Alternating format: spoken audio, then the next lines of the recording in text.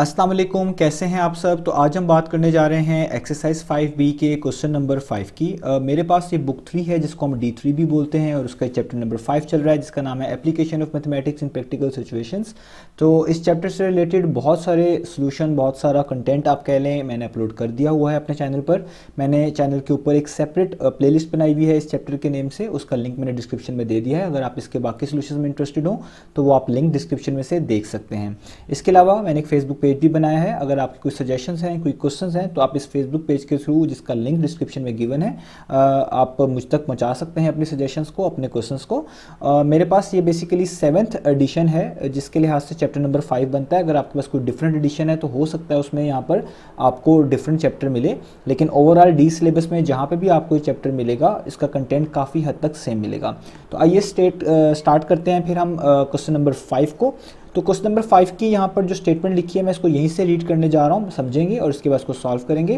तो यहाँ पे लिखा हुआ है an electronic gadget is sold for $1391। तो एक इलेक्ट्रॉनिक गैजेट है जिसको बेचा गया है इतने पैसों पे, जो कि यहाँ पे बता दिया गया है, यानी $1391 का उसको बेचा गया है, इंक्लूसिव ऑफ 7% GST। और इंक्लूसिव का मतलब है इसमें शामिल है 7% GST, और GST हम बोलते हैं जनरल सेल टैक्स को। तो आप लोगों को पता है कि हम जब भी कोई भी प्रोडक्ट जो है मार्केट से ख़रीदते हैं, एक प्राइस होती है जो उसके ऊपर लिखी होती है, उसको हम बोलते हैं मार्क्ड प्राइस। और उस मार्क प्राइस में अगर जो है हम GST को शामिल कर देते हैं तो वो जो ओरिजिनल प्राइस आती है वही हमें पे करनी पड़ती है उस प्रोडक्ट को ख़रीदने के लिए। यानी जो भी मार्केट में प्रोडक्ट अवेलेबल होता है हम उसमें कुछ ना कुछ GST पे कर रहे होते हैं, जिसको हम जनरल सेल टैक्स बोलते हैं। और ये जो जनरल सेल टैक्स होता है ये गवर्नमेंट यूज़ करती है अपने एक्सपेंडिचर्स को कवर करने के लिए, और बाकी जो कुछ आप कह लें कंट्री के अंदर काम होना होता है, कोई तरक्याती काम होता है उसके अंदर इस्तेमाल होता है, तो हम टैक्स पे कर रहे होते हैं इस फॉर्म के अंदर भी। इसी तरीके से यहाँ पे बताया गया है कि जो इलेक्ट्रॉनिक गैजेट है वो $1391 का बेचा गया है और इसमें टैक्स शामिल है। इंक्लूसिव का मतलब है टैक्स शामिल है, और कितना टैक्स शामिल है, वो 7% शामिल है। तो find the mark price of the gadget. तो हमने यही बताना है कि इस गैजेट की जो जिसको बेचा गया है इसकी मार्क प्राइस कितनी थी, यानी वो प्राइस जो इस पर लिखी हुई आई हुई थी वो कितनी थी टैक्स शामिल करने से पहले। तो ये हमारे पास क्वेश्चन है। तो आइए अब इसको स्टार्ट करते हैं। तो सबसे पहले इसका गिवन डाटा लिख लेते हैं। हमें यहाँ पे सोल्ड फॉर लिखा हुआ है, यानी सेलिंग प्राइस गिवन है। तो हम यहाँ पे कह देंगे कि जो सेलिंग प्राइस है इस इलेक्ट्रॉनिक गैजेट की वो है $1391, और GST भी हमें बताया गया है जो कि इसके अंदर शामिल किया हुआ है, यानी इस प्राइस के अंदर GST शामिल है पहले से ही, तो वो है 7%। ठीक है, अब हमने क्या निकाल के दिखाना है, हमने निकाल के दिखाना है मार्क प्राइस। तो मैं M.P लिखता हूँ, यानी मार्क प्राइस की शॉर्ट फॉर्म, और ये हमने फाइंड आउट करके दिखानी है। अब इस क्वेश्चन को हम किस तरीके से करेंगे, हम लेट कर लेंगे। हम फर्स्ट कर लेंगे कि मार्क प्राइस जो है वो $X है। तो मैं यहाँ पे ये लिखूंगा, हम लिख लेते हैं लेट दी मार्क प्राइस, यानी M.P बी X। हम उसको खुद से लेट कर लेते हैं, वो X है, यदि इन टर्म्स ऑफ डॉलर्स ही होगी ये, तो आप इसको ऐसे भी लिख सकते हैं $X। तो हमें पता है कि जो भी इस इलेक्ट्रॉनिक गैजेट की वैल्यू है 1391, जिसमें 7% GST भी शामिल है, तो हम एक इक्वेशन सेट कर सकते हैं कि अगर हम मार्क प्राइस में यानी X में ऐड कर दें क्या चीज़, जनरल सेल टैक्स, यानी 7% जो कि इस इलेक्ट्रॉनिक गैजेट के ऊपर लगा हुआ है, 7% ऑफ X।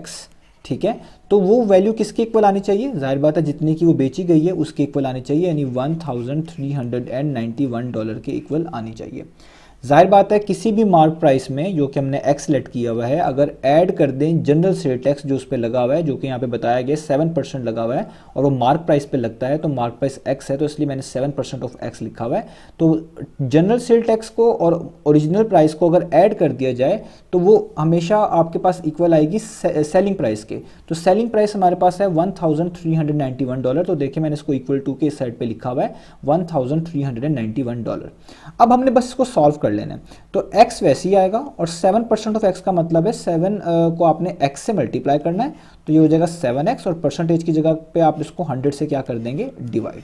तो जब भी किसी चीज़ की कोई परसेंटेज निकालनी होती है उन दोनों को मल्टीप्लाई करते हैं और 100 से डिवाइड कर देते हैं। तो 7% ऑफ x निकालने के लिए भी ऐसे ही किया है, 7 को x से मल्टीप्लाई किया, 7x हो गया और 100 से क्या कर दिया डिवाइड, और यहाँ पे आपके पास 1391 वैसे का वैसे ही आ गया। अब आपको कोई भी चीज़ 100 से डिवाइड करनी है वो बहुत आसान होती है, तो आप इस x को वैसे ही लिखें, 7 को आप 100 पे डिवाइड करेंगे तो आपके पास आएगा 0.07, और वो आप यहाँ से पहचान भी सकते हैं कि नीचे 2 जीरोज़ हैं, तो इसका मतलब है ऊपर डेसिमल ऐसी जगह लगाना है जिसके बाद 2 डिजिट्स हों। तो मैं अगर डेसिमल लगा लेता हूँ यहाँ पर, तो 2 डिजिट्स करने के लिए मुझे एक 0 खुद से प्लेस करना पड़ेगा और एक 7 खुद से ही हो जाएगा। तो देखें ये 2 डिजिट्स हो गए और स्टार्ट में आप 0 लिख ही सकते हैं, तो ये 0.07 हो गया और x साथ वैसे ही आएगा और यहाँ पे बचेगा 1391। अभी मैं डॉलर्स के सिंबल नहीं लगा रहा, वो आप एंड पे यूज़ कर सकते हैं, जिस समझाने के लिए आपको मैंने ऊपर बता दिया है। तो कोई भी चीज़ 100 से डिवाइड हो तो आप इस तरह यूज़ कर लेते हैं कि डेसिमल के बाद 2 डिजिट्स आने चाहिए ऊपर, क्योंकि एक ही था तो दूसरे डिजिट के लिए मैंने खुद से 0 प्लेस किया। आप ऐसे भी डिवाइड करेंगे तो 7 डिवाइडेड बाई 100 0.07 ही आएगा। अब इधर आप देखें ये भी x है और ये भी x है, ये एक तरह की लाइक टर्म्स हैं, इधर x के साथ कुछ नहीं लिखा हुआ तो हम इसको 1 ही कंसीडर करेंगे। तो एक तरह का आपने 1x में ऐड कर देना है 0.07x, तो x तो वैसे ही आ जाएगा और 1 प्लस 0.07 करेंगे तो आपके पास आ जाएगा 1.07, यानी फाइनल वैल्यू आ गई 1.07x और यहाँ पे हमारे पास बचा 1391। ठीक है, अब यहाँ पे x की वैल्यू निकालनी है तो 1.07 x से मल्टीप्लाई हो रहा है तो उधर जाके राइट साइड पे हो जाएगा डिवाइड, या आप कह लें दोनों साइड्स पे ये बेसिकली जाके हो जाएगा डिवाइड। आप तब भी आपको ये इक्वेशन मिलेगी अगर आप दोनों साइड पे 1.07 को डिवाइड कर देते हैं। तो मैं यहाँ पे सिंपल ये बता रहा हूँ 1.07 मल्टीप्लाई हो रहा है, वहाँ जाके हो गया डिवाइड, तो हम इसको लिख लेंगे इस तरीके से। अब आपने जस्ट 1391 को डिवाइड कर देना है 1.07 पे, तो आपके पास आंसर आएगा 1300, और ये डॉलर्स में ही होगा क्योंकि x की वैल्यू बेसिकली मार्क प्राइस है और वो हर चीज़ हम ऊपर जो यूनिट कंसिडर कर रहे हैं वो डॉलर्स में ही है। तो इसका मतलब है जो मार्क प्राइस आई है आपके पास, मार्क प्राइस ऑफ गैजेट, ये जो इलेक्ट्रॉनिक गैजेट है वो कितनी बनी, वो बनी $1300। और ये क्यों हमने x को कहा हुआ मार्क प्राइस कहा है, क्योंकि हमने x ही को लेट किया हुआ था ऊपर मार्क प्राइस इस इलेक्ट्रॉनिक गैजेट की। तो यही हमारा क्वेश्चन था। तो इंशाल्लाह नेक्स्ट वीडियो में मिलेंगे बाकी सोल्यूशन के साथ।